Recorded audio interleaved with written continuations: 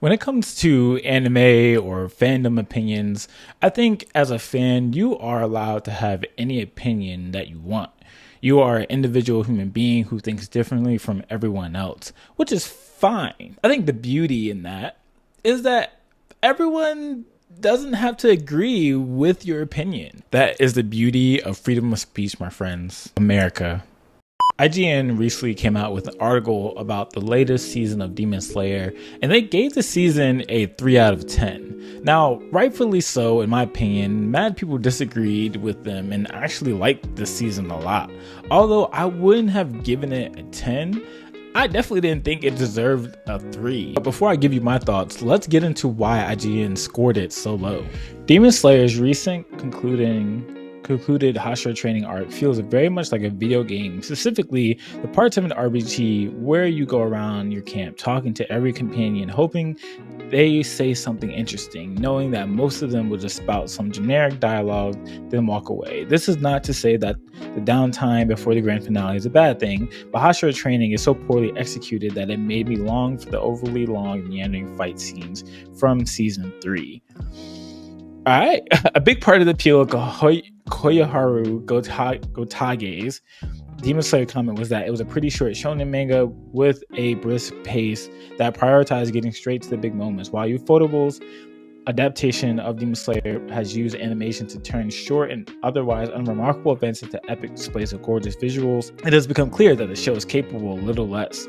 Last season, it was padding the runtime with lengthy fight scenes full of VFX and erratic camera movements that made it hard to follow the action. This season, with the conclusion on the horizon consisting of not one, but 3 feature films, Ufotable stretched out the calm before the storm, defining it into a short training montage at the beginning of their epic action movie. I mean, I don't think that's necessarily a bad thing, right? I think that's fine. I think, I think the way that maybe budget happens to take place in Japan's, anime industry, maybe they have the budget to stretch it that much, right? Because then if you're rushing the training and then you're rushing into the fight scenes and all that other stuff, you get Promised Neverland. You get shows like that where they rush the ending of the show to just get it there, right? And I don't know if Promised Neverland, ended because of the budget or whatever, but that season 2 was just annoying and it rushed and it just didn't make any sense.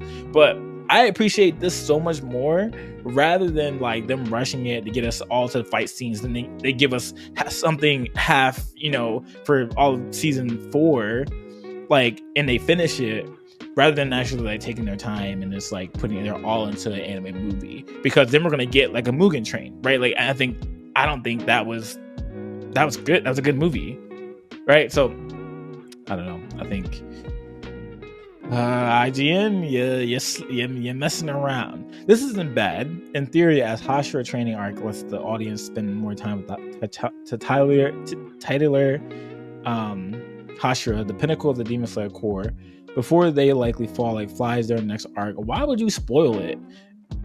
I don't understand. I hate internet spoilers. Except that's not exactly what happens, as we don't really learn much about any Hashira, with 2 notable exceptions. The episode devoted to Himejima, the stone Hashira, at least offers a dramatic flashback. Even the show's use of flashbacks is painfully formulaic and predictable, while Giyu's flashback connects to the first season in an interesting way, bringing back one of the show's earliest tragic characters, Sabito. But the majority of the season is devoted to an endless cycle of training montages between Tanjiro and Hashira, most of whom remain as one note as their breathing technique. And this is without even getting to the dumb, unnecessary mini-quest that Tanjiro embarks upon in an effort to lift the spirits of the Hashira, like challenging Tokito to a paper airplane contest so he'd be nicer to other recruits. Dedicating half an episode to 2 guys folding paper and throwing an airplane in the air should be a sign that you're going too far. Or maybe they just want to put that in there to be able to give context and give more development.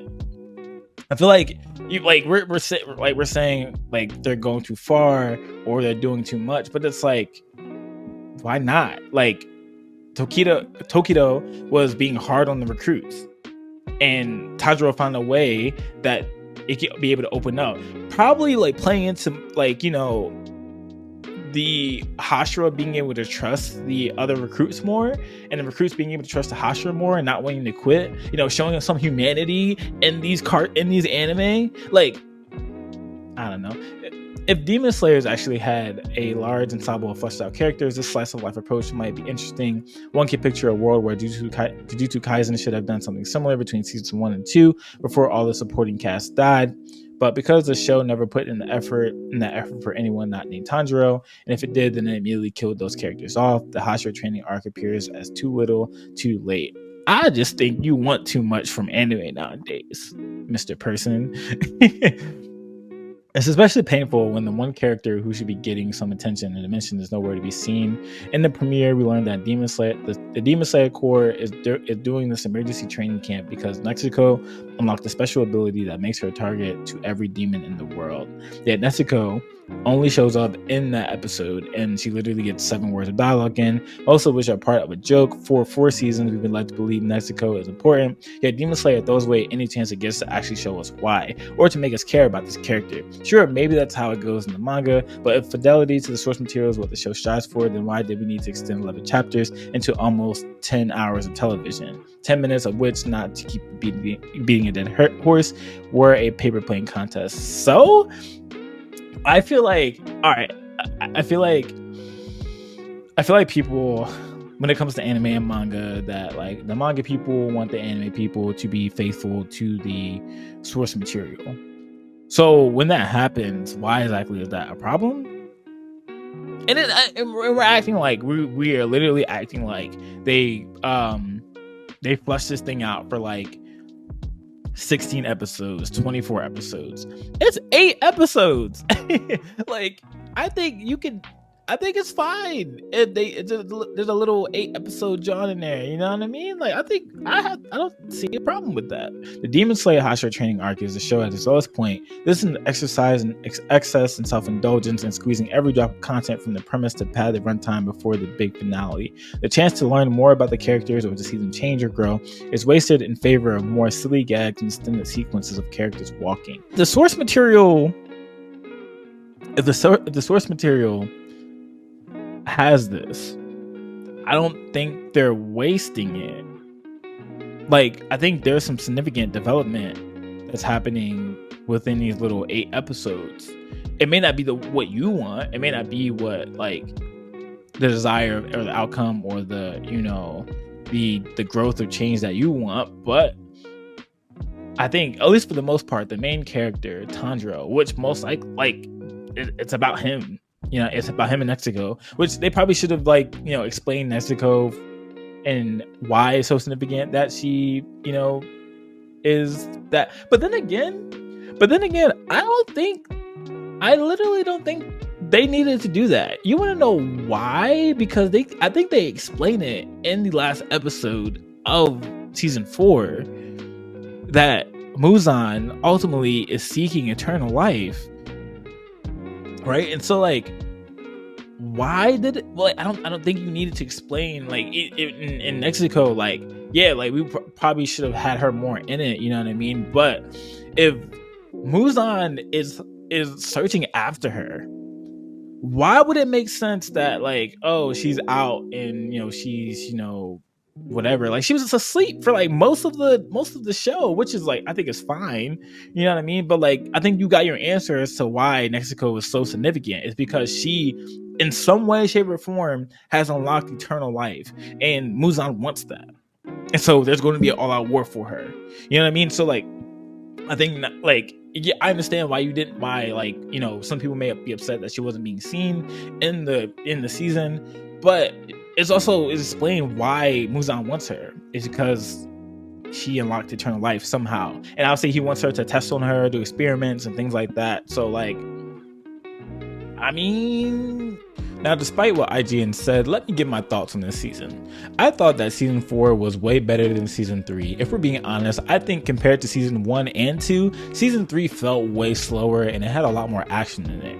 I think when it comes to backstory, IGN wants to dive deeper into the Hashira's background, when in all honesty, throughout the past couple seasons, you were getting backstory for most of the Hashira. Maybe not in detail as most of us, or some of us probably wanted. In season 4, we got the Miss Hashira and the Love Hashira's background, we got the Water Hashira's background, and the Stone Hashira's background this season, which I thought was pretty decent. We got the Flame Hashira's background during the Mugen Train movie art season that came out. Kind of got a backstory with Tengen and his 3 wives when we had the Entertainment District arc happen. A backstory into Muzan and the head of the Hashira family being related in some type of way, and the other non-demon side of that family vowing to defeat Muzan because he was a plague on the family. Like, I feel like we got as deep as we possibly could in this short amount of time. All throughout this show, you've gotten bits and pieces of character development for everyone, and it made sense to focus on Tanjiro doing little side missions and learning from the other Hashira, because Tanjiro technically is the one that needs to get stronger. The Hashira training arc probably should be renamed the Tanjiro training arc, because he's the only one getting benefit of the training, which I think is fine considering it's his sister who he wants to protect and Muzan who he wants to kill and get it back in blood. Like, I love that Zenitsu was back in this season because he is hilarious comedic relief anytime there is a serious situation that's going on, and I'm really interested to know like what he got in that note, because he's now standing on business, which is kind of crazy. Muzan's villain intro is probably the coldest anime villain intro ever. Like, if you foldable through all their budget just for that last episode, I'm not even mad at it, because while everything is calm and everyone's having a good time, you realize the magnitude in which Muzan is the big bad worth that energy and time, because now we're at the climax and the beginning of the end to see if Tanjiro can actually finally defeat Muzan and get his sister back. Like, I'm glad that they're taking their time and spreading out the, you know, the Infinity Castle arc into 3 separate movies, because I think they're going to put a lot of their time and energy into it, which is great. It's amazing. I love that. I will be there with my wife eating a bag of popcorn. Hopefully I have some Demonslayer merch by that time, but like, I don't see the big deal of it. I really love this arc. I thought it was cool. I thought that it was nice, short and sweet. Like, you didn't need us to give us a 24 episode Hashira training arc. It was only 8 episodes, which was nice, sweet.